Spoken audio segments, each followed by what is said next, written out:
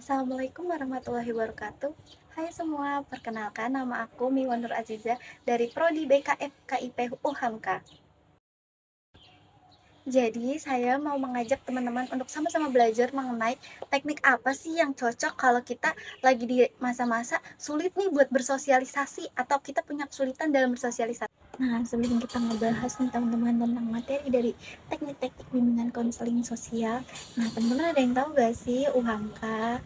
Pasti tahu dong, Universitas Perguruan Tinggi yang terbaik di Jakarta. Universitas ini banyak meraih prestasi-prestasi dan banyak bekerja sama juga dengan lembaga-lembaga besar di Indonesia maupun di luar negeri. Selain itu, fasilitas-fasilitas yang diberikan oleh UHAMKA itu modern dan mengikuti perkembangan zaman teman-teman. Selain itu, banyak juga fakultas-fakultas di UHAMKA yang sudah berakreditasi A maupun unggul, teman-teman. Teman-teman pasti tertarik dong buat bergabung ke UHAMKA. Ayo segera daftar teman-teman di UHAMKA. Kita tunggu kehadirannya. Jadi di sini saya akan mengajak teman-teman untuk sama-sama belajar mengenai teknik-teknik apa sih yang cocok digunakan bila kita sedang menghadapi situasi kesulitan dalam bersosialisasi.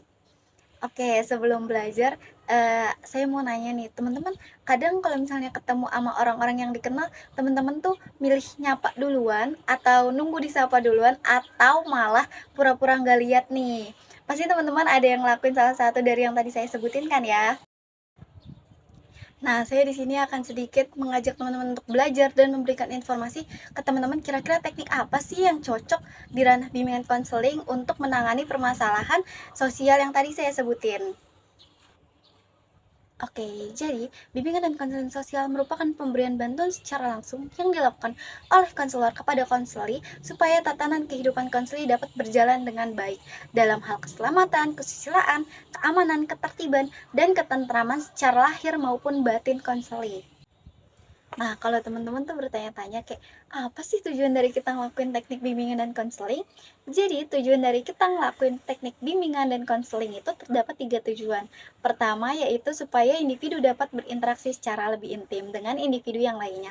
Karena kayak yang kita pahamin, pasti setiap individu itu pasti membutuhkan individu yang lainnya kan, entah itu dalam hal suka ataupun duka. Lalu yang kedua yaitu untuk menciptakan relasi sosial yang saling berkesinambungan. Maksudnya apa sih berkesinambungan? Maksudnya yaitu dalam menciptakan relasi sosial yang baik, kita itu perlu mematuhi dan menjaga norma-norma masyarakat yang sudah berlaku di lingkungan masyarakat tersebut. Supaya apa sih? Supaya kita tidak salah dalam bertingkah laku pada lingkungan tersebut. Lalu yang ketiga dan atau terakhir yaitu stabilitas. Hal ini dimaksudkan di mana kita dalam bersosialisasi dengan lingkungan sekitar nantinya harus dapat hidup dengan aman, damai, dan saling membantu supaya tidak adanya percekcokan antar individu. Nah, tanpa berlama-lama, kita langsung aja yuk ngebahas teknik apa sih yang cocok digunakan untuk membantu individu yang mengalami kesulitan dalam berinteraksi sosial. Oke, teknik-teknik tersebut itu dapat dilakukan dengan 3 cara, yaitu dengan konseling individu, konseling kelompok, dan pendekatan keterampilan sosial. Untuk kita lebih paham lebih dalam, kita bahas bareng-bareng ya teman-teman.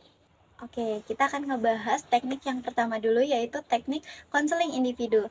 Jadi, teknik konseling individu itu merupakan pemberian bantuan yang dilakukan oleh konselor kepada konseli dengan melakukan wawancara terbuka nih kepada konseli mengenai apa sih permasalahan yang sedang dihadapi konseli hingga akhirnya konseli itu memutuskan untuk mendatangi konselor. Nah, pada tahap pelaksanaan ini, konselor itu dilarang untuk menghakimi konseli dalam menyampaikan perasaan yang sedang dirinya rasakan. Dan juga konseli itu harus bersikap penuh empati dan simpati kepada konseli. Nah, di konseling individu ini, konselor dan konseli juga akan memasuki 3 tahapan, yaitu tahap awal, tahap pertengahan, dan juga tahap pengakhiran. Kita akan bahas lebih dalam nih teman-teman. Nah, yang pertama itu tahap awal, di mana biasanya konselor dan konseli itu baru pertama kali melakukan pertemuan tatap muka. Nah, di kegiatan ini nih, di tahap awal, konselor dan konseli akan mencoba menjalin hubungan yang baik satu sama lain. Tidak lupa juga, konselor biasanya akan membuat perjanjian dengan konseli supaya nantinya kegiatan konseling selama beberapa waktu ke depan dapat berjalan dengan baik, teman-teman. Nah, setelah kita memasuki tahap awal, konselor dan konseli biasanya akan langsung lanjut ke tahap selanjutnya, teman-teman, yaitu tahap pertengahan. Oke, bila sekiranya nih teman-teman konselor merasa nih konseli udah mulai enjoy dan nyaman nih sama kegiatan konseling yang berlangsung, maka konselor boleh memutuskan untuk melanjutkan ke tahap selanjutnya, teman-teman, yaitu tahap pertengahan. Nah, tahap pertengahan ini menjadi titik puncak dari kegiatan konseling berlangsung, di mana pada tahapan ini nantinya konseli akan menceritakan dan mencurahkan seluruh keluh kesahnya akan permasalahan yang dirinya hadapi secara terbuka dan juga jujur. Nah, di tahapan ini juga nantinya konselor akan menerapkan teknik 3M, teman-teman, yaitu mendengarkan aktif, memahami, dan juga merespon cerita konseli tanpa adanya perasaan menyudutkan konseli. Selain itu, konselor juga harus mencatat permasalahan yang dialami konseli dan mengidentifikasinya supaya nantinya dapat menentukan teknik apa yang dapat digunakan oleh konseli supaya dapat menyelesaikan permasalahan yang dialami konseli tersebut. Nah, setelah konselor merasa konseli udah mulai nyaman dan enjoy nih selama sesi konseling berlangsung, oke, konselor bisa langsung masuk ke tahap selanjutnya, teman-teman, yaitu sesi tahap pertengahan. Dimana sesi tahap pertengahan ini menjadi puncak dari kegiatan sesi konseling individu itu berlangsung. Oke, jadi sesi konseling individu di tahap pertengahan ini menjadi inti dari kegiatan bimbingan dan konseling. Nah, di tahapan ini juga nantinya konselor akan menerapkan teknik 3M, teman-teman, yaitu mendengarkan aktif, memahami, dan juga merespon cerita konseli tanpa adanya perasaan menyudutkan konseli. Selain itu, konselor juga harus mencatat permasalahan yang dialami konseli dan mengidentifikasinya supaya nantinya dapat menentukan teknik apa yang dapat digunakan oleh konseli supaya dapat menyelesaikan permasalahan yang dialami konseli tersebut. Setelah konselor dan konseli menemukan dan menyelesaikan permasalahan yang dialami konseli dan konselor dapat melanjutkan ke tahap terakhir, yaitu tahap pengakhiran. Tahap terakhir yaitu tahap pengakhiran, di mana nantinya di pertemuan terakhir konselor akan mengidentifikasi nih perkembangan dari konseli. Apakah setelah melakukan sesi konseling dan melakukan beberapa teknik perkembangannya yang menjadi lebih baik atau malah menjadi kok malah makin menjadi ya permasalahannya. Nah, itu nantinya dapat dipahami oleh konselor untuk dilihat apakah konseling dapat diakhiri atau malah masih memerlukan beberapa pertemuan konseling lagi, teman-teman. Nah, tadi kita udah ngebahas nih, teman-teman, teknik dari konseling individu. Selanjutnya kita akan masuk ke teknik kedua, yaitu teknik konseling kelompok.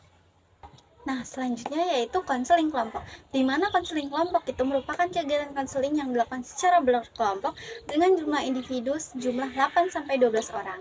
Konseling kelompok ini nantinya akan dibuat dengan menyesuaikan permasalahan beberapa konseling yang sekiranya tidak jauh berbeda permasalahannya. Konseling kelompok ini berbeda dengan konseling individu, di mana konseling individu biasanya diselesaikan oleh 2 orang, yaitu hanya oleh konselor dan konseli berdua. Sedangkan kalau konseling kelompok, permasalahan yang dialami oleh satu individu akan diselesaikan secara bersama-sama dalam satu kelompok.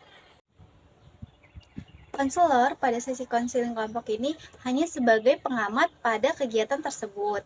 Konseling kelompok ini juga memiliki beberapa tahapan, di mana diantaranya yaitu ada tahap pembentukan, tahap peralihan, tahap kegiatan, serta tahap pengakhiran.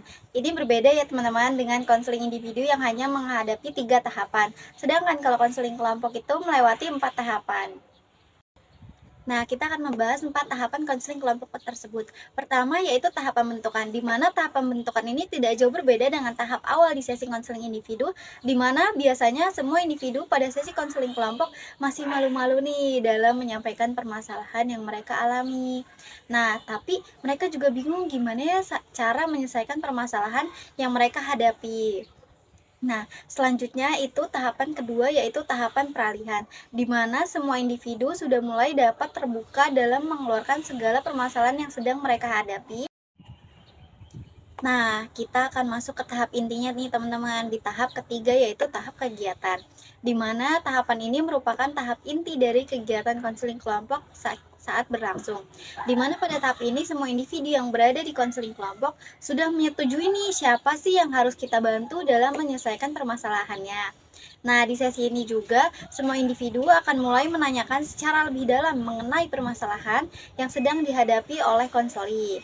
Dan konseli juga harus secara terbuka dan berbicara secara jujur tanpa perlu dirinya takut dihakimi oleh teman-temannya. Bila sekiranya informasi yang didapatkan sudah lengkap dan jelas juga nih, semua individu yang permasalahannya tidak dibahas akan sama-sama nih teman-teman memberikan solusi kepada konseli supaya konseli dapat memiliki pandangan lain mengenai cara menyelesaikan permasalahan yang dirinya alami, supaya nantinya tidak salah dalam mengambil jalan.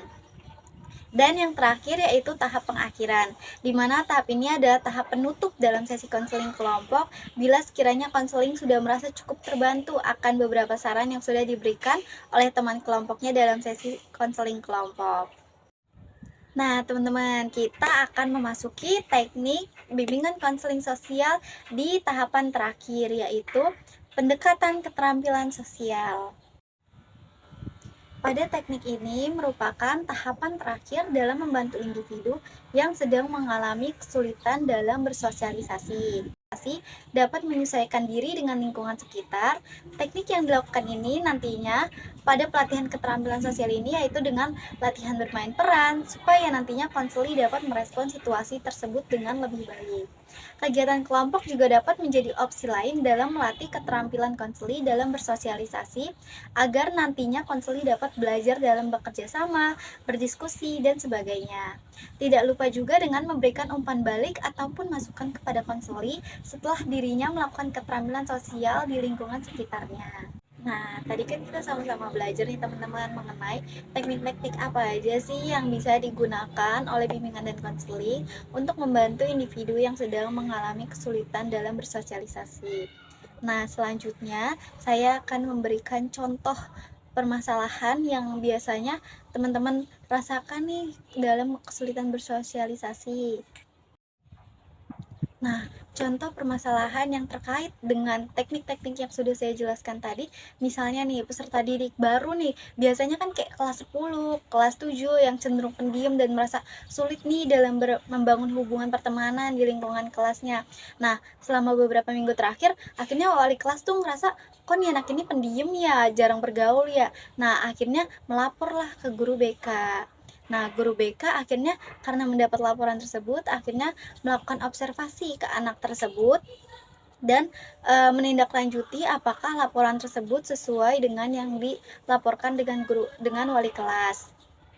Nah, setelah sekiranya sesuai, nantinya guru BK akan menindaklanjutinya dengan memberikan teknik-teknik yang sudah saya jelaskan tadi, mulai dari melakukan konseling individu, konseling kelompok, dan juga melakukan pendekatan keterampilan sosial.